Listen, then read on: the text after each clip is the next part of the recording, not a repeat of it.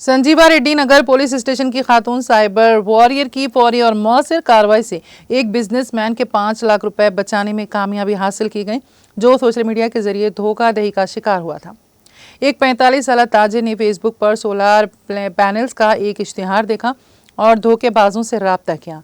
मुआहदे के तहत उसने 5 लाख रुपए अदा किए, लेकिन रकम मिलने के बाद धोखेबाजों ने उससे राब्ता मुनक़ते कर दिया। धोखाधड़ी का एहसास होने पर मुतासरा शख्स ने फौरन संजीवा रेड्डी नगर पुलिस स्टेशन से रुजू किया।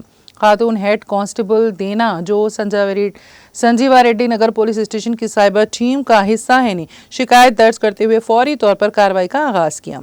उन्होंने कैनरा बैंक और SBI के मुतालिका अफसरान और मैनेजर से राब्ता करके धोखाधड़ी की रकम को ब्लॉक करवा दिया। नतीजतन दोनों बैंकों से मजमूई तौर पर 4,65,858 की रकम को कामयाबी के साथ ब्लॉक कर दिया गया। पुलिस कमिश्नर हैदराबाद CV आनंद ने खातून हेड कांस्टेबल देना की फौरी और मौसर कार्रवाई को सराहते हुए कहा कि ये दीगर अफसरान के लिए एक मिसाल है कि किस तरह फौरी शिकायत दर्ज करके कार्रवाई से धोखाधड़ी के मामलों को हल किया जा सकता है।